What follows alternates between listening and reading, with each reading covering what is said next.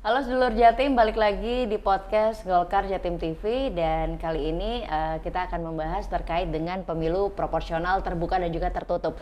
Kemarin lagi ramai juga diperbincangkan, bahkan ada partai yang memang memilih untuk pemilu dengan proporsional tertutup, tapi juga ada partai yang tetap memilih untuk proporsional terbuka untuk dilakukan. Ini juga menjelaskan politik di tahun 2024 nantinya. Tapi sebelum kita bahas lebih lanjut, saya juga akan memberikan informasi sebenarnya apa yang dimaksud dengan pemilu proporsional terbuka dan juga tertutup. Kalau terbuka, itu adalah sistem pemilihan umum di mana pemilih mencoblos partai politik ataupun calon yang bersangkutan. Yang artinya dalam sistem ini, pemilih itu bisa memilih langsung calon legislatif yang dikehendaki untuk dapat duduk menjadi anggota dewan. Kan biasanya kalau kita pemilihan yang saat ini berlangsung itu tidak hanya partai politik tapi juga ada namanya, lalu juga ada angka-angkanya begitu ya. Sedangkan kalau tertutup ini pemilihan umum yang hanya mencoblos nama partai politik tertentu, kemudian partai yang menentukan siapa-siapa nama yang duduk di kursi legislatif. Itulah perbedaan dari pemilu proporsional terbuka dan juga tertutup. Bicara soal pemilu proporsional terbuka dan juga tertutup, itu sudah keduanya pernah dilaksanakan di Indonesia, karena kalau kita berkaca di tahun 1955, lalu juga ketika selama masa Orde Baru, pemilu proporsional tertutup dilaksanakan bahkan sampai di tahun 1999 terakhir, dan mulai dilaksanakan pemilu proporsional terbuka itu kalau tidak salah di tahun 2004. Nah, sebenarnya dari kedua pemilu ini jika diterapkan di Indonesia tentu punya dampak masing-masing dan juga ada kelebihan dan juga ada kekurangannya. Untuk lebih lanjutnya tentu sudah saya hadirkan di studio seorang pakar yang luar biasa, pakar sosiolog politik, asik, politik, Mas Agus. Terima kasih. Datang keberapa kali Mas di studio ini? Oh, terima kasih. Ini yang ketiga ya? Ini yang ketiga, luar biasa. Langganan ya, langganan karena biasanya memang jawaban-jawaban sangat luar biasa. Oke, Sebentar, terima kasih apresiasinya. Sebelum kita jalan ke kelebihan-kelebihan dari masing-masing pelaksanaan pemilu ini, Mas. Kalau Mas Agus milih yang terbuka atau yang tertutup?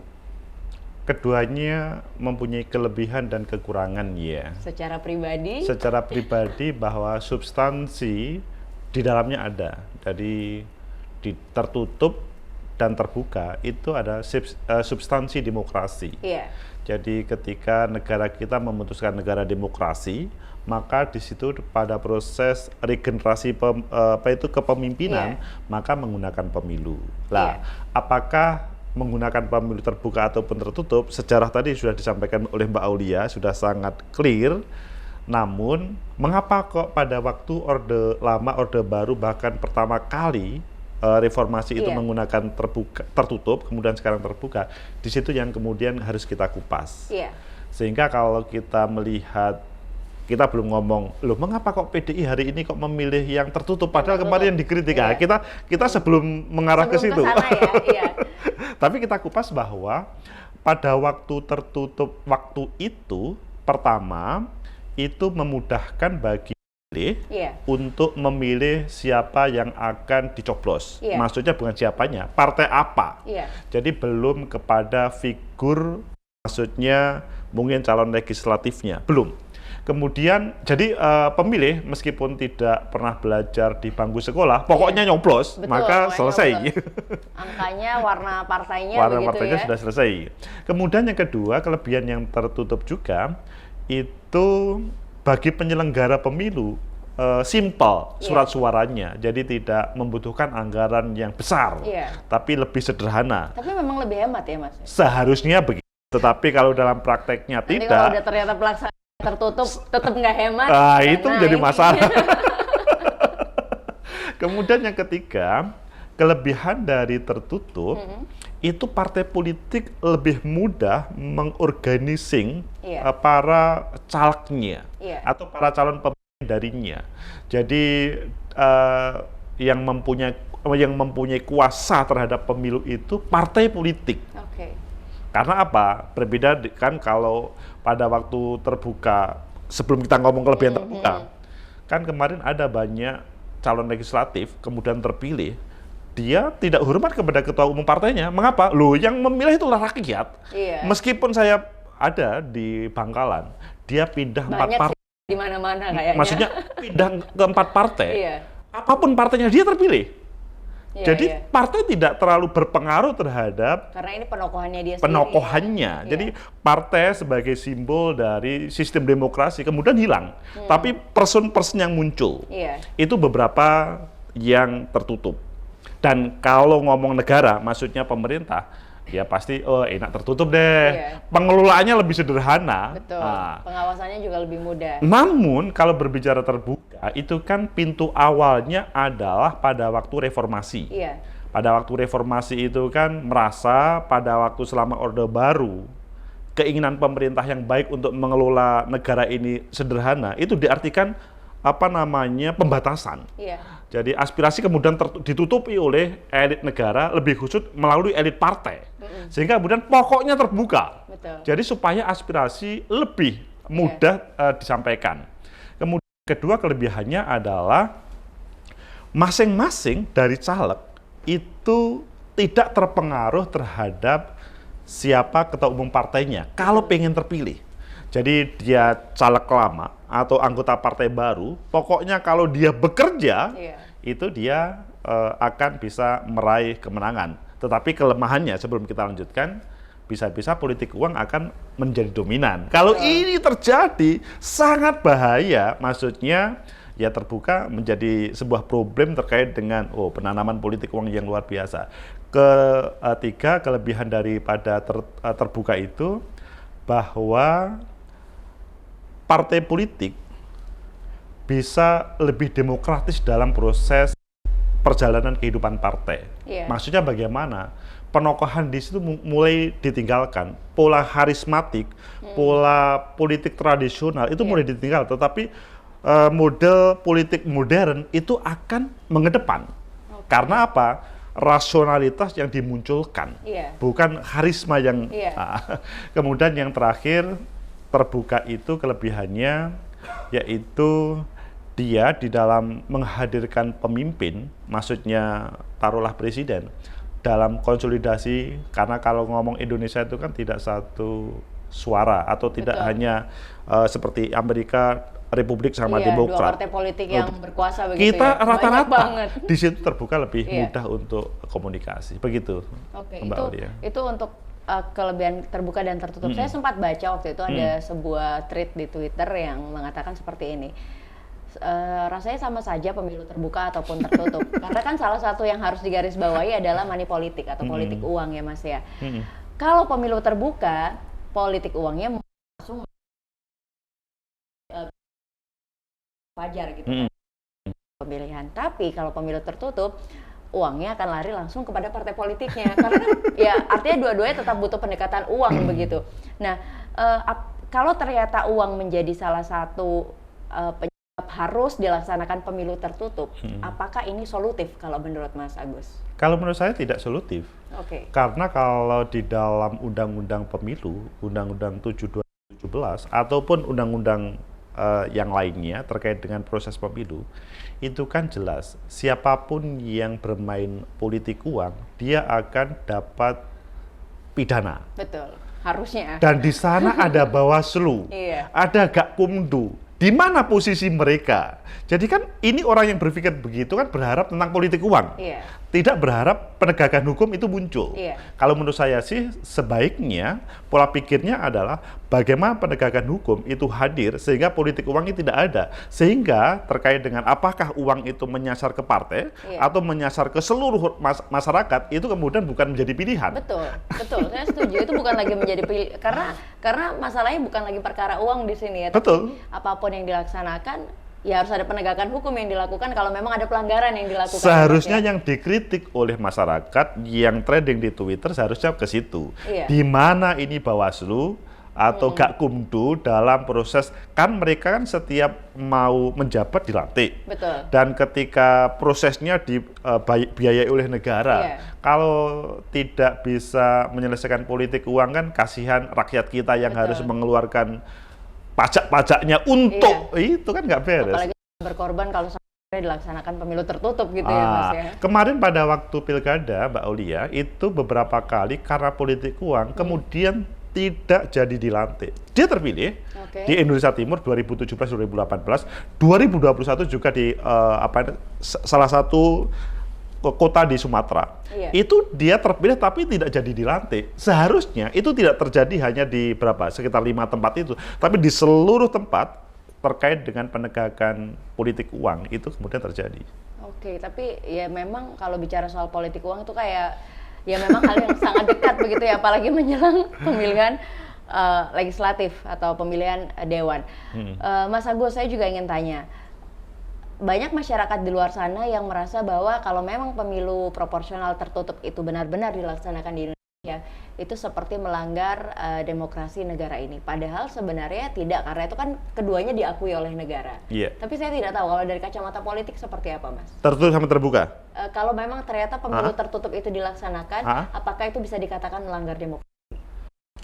Menurut perspektif sebagian masyarakat di negeri kita, iya. Mengapa saya katakan gitu? Meskipun kalau ngomong substansi demokrasi tidak. Substansi demokrasi itu prinsipnya adalah ada sebuah pemilu. Ada bahwa tertutup terbuka itu adalah sistem yang dipakai oleh negara. Itu pilihan.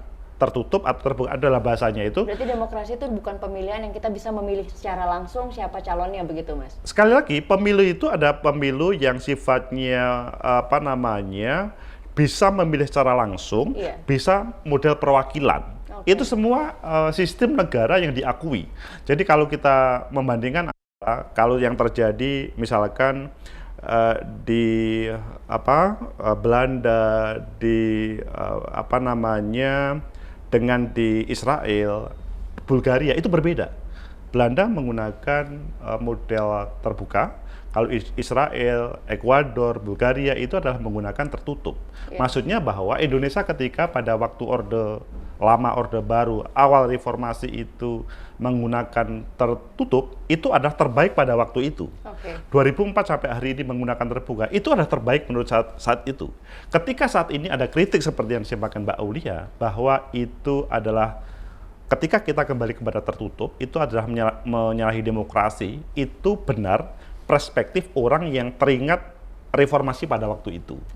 Jadi reformasi itu kan bagaimana hak-hak yang selama 32 tahun perasaan mereka itu ditutupi, kemudian selanjutnya sekarang dibuka. Mengapa ditutup kembali? Meskipun kalau kita ngomong contoh, dicontohkan oleh teman-teman, mohon maaf ini teman-teman PDI ya. Teman PDI itu kan salah satu partai yang mengkritik terkait dengan proses pada waktu Orde Lama, Orde Baru. Tapi kemudian pada saat ini salah satu pengagum praktek yang terjadi di masa-masa Orde Baru. Orde Baru.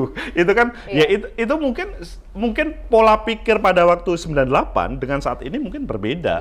Sehingga saya katakan tadi, saya tidak mengatakan salah atau benar bahwa pada saat ini ketika akan kembali kepada tertutup, itu sebagian masyarakat itu menyalahkan. Tetapi kalau ngomong sistem demokrasi, tidak ada yang salah. Sistem demokrasi tidak ada yang salah. Berarti bisa saya kan juga di sini bahwa ketika kita, tadi kan Mas Agus mengatakan kalau di saat Orde Baru mungkin yang terbaik dilaksanakan secara tertutup. Sedangkan 2004 hingga hari ini memang yang terbaik dilaksanakan secara terbuka. Ketika hari ini atau di tahun 2024 nanti dilaksanakan secara tertutup, bisa kita katakan bahwa itu sebuah kemunduran demokrasi. Bisa dikatakan begitu ketika sudah kita membuka keran reformasi kemarin. Betul. Jadi harapannya adalah ada yang kangen kali kayaknya Orde Baru, ada yang jadi kenangan masa lalu itu kadang-kadang akan diulangi lagi gitu. Ya tidak semuanya buruk, tapi buruk ya Mas ya. Kalau sekali lagi banyak ketawanya kalau Mas Agus. Memang ngomong sistem demokrasi itu asik ya. Kita masih ingat pada waktu Orde Baru juga, Mbak, bagaimana presiden mengelola. Daripada partai-partai itu terjadi banyak, maka dikumpulkan dengan 3 kelompok. Betul. Itu kan keinginannya bagus ya, negara mengelola itu supaya tidak berseliweran yang aspirasinya. Tapi nggak taunya itu pada waktu reformasi itu kan, jangan, kita meskipun tidak dapat kursi harus bisa menyampaikan aspirasi. Akhirnya kemudian terbuka seluas-luasnya membuka partai politik. Namun pada setiap pemilu belum tentu yang menjadi partai politik peserta pemilu mendapatkan kursi, maksudnya dipercayai oleh rakyat. Sehingga kembali dari situ akhirnya ya yang dulu itu juga banyak baiknya, tapi sementara ini masyarakat kita itu kan melihat sedikit jelek seakan-akan semuanya jelek. Itu yang menjadi masalah besar. Iya, betul sekali. Hari ini banyak banget partai politik soalnya. Amerika cuma punya 2 loh, yang Dua. masih 2 ya. Kita 24 kalau nggak salah kemarin, yang terbaru Partai Umat yang dapat ini. 24 itu secara nasional, kalau partai nasional kan Yang 17 plus 1, yang lainnya kan Aceh ya? Iya, yang lolos KPU kemarin, Mas. Iya, maksudnya 24 itu 17 plus 1 nomor 24, Iya. yang nomor 18 sampai 23 itu Partai Aceh. Iya, betul. Jadi iya, betul. Tapi sebenarnya kalau tidak lewat verifikasi KPU banyak banget, oh Mas. Lebih dari banyak. itu. Kalau kita mengembalikan referensi 299 atau 2004 itu udah banyak. Bersyukur Sekarang loh, sudah. kita tinggal di Indonesia, negara demokrasi, sedemokrasi-demokrasinya lah ibaratnya. Tapi ketika kembali memori ke tertutup lagi, mungkin kan Agak itu kangen Pak perlu. Harto ya? Iya. Itulah menariknya demokrasi di kita itu, diskusi itu tetap Iya, menarik. Betul. Menurut saya kurang pas ketika gampang memudah. Oh kamu salah. Enggak. Iya. Demokrasi di kita itu negara yang sangat luas, masyarakatnya stylenya sangat beragam. Iya. Nah diskusi menjadi sesuatu solusi. Betul sekali, Mas. Terakhir, Mas. Sebentar lagi 2024, artinya kita juga masih menerawang apakah pelaksanaan pemilunya entah akan terbuka atau tertutup begitu, Mas. Tapi ada pesan untuk masyarakat, apapun pelaksanaan pemilunya, apa yang harus kita lakukan? Oke. Sebelum pesan, kemungkinan besar tertutup. Terbuka, sorry. Udah deg-degan, Mas, aku dengernya. Golkar hari Kemungkinan ini besar soalnya terbuka milihnya. Kemungkinan besar terbuka. Mengapa? Karena memang aspirasi mayoritas gabungan partai Iya. politik itu terbuka. Itu. Adapun apakah nanti diputuskan terbuka atau tertutup, menurut saya yang paling penting adalah kita pertama menyiapkan para pemimpin di negeri kita, mulai dari presiden sampai kepala daerah sampai legislatif, secara serius, sehingga ketika secara serius maka politik uang itu adalah hal yang perlu dihindari. Masa kita harus menerima uang 50, 10 ribu atau 100 ribu selama 5 tahun, kemudian jalan kita rusak semuanya. Betul. Setuju. Dan yang lebih penting adalah bagaimana kita semuanya menyiapkan menjadi pemilih yang aspiratif. Jadi mereka yang memang berjuang di tempat kita, yaitu layak untuk diberi amanah memimpin negeri ini atau memimpin daerah. Begitu Mbak Aulia. Luar biasa nyalek ya, Mas. Kita orang kampus, cukup sebagai teman caleg dan Teman partai. caleg dan partai. Mengawal lembaga survei ya, Mas ya. Betul lah, kalau lembaga survei, iya. Baik, Mas Agus, terima kasih banyak. Sama-sama. Saya juga menggarisbawahi apa yang disampaikan oleh Mas Agus, bahwa di sini kalau kita bicara soal politik uang, apapun pelaksanaan pemilunya pasti akan sangat dekat dengan politik uang. Di sini ada KPU dan juga ada Bawaslu yang mereka bekerja untuk pengawasan itu, tapi jangan lupa sebagai masyarakat kita juga harus mengawasi KPU dan juga Bawaslu agar mereka terus menegakkan hukum dalam pelaksanaan pemilu di 2024 nantinya. Terima kasih sudah menyaksikan tayangan ini, sampai jumpa.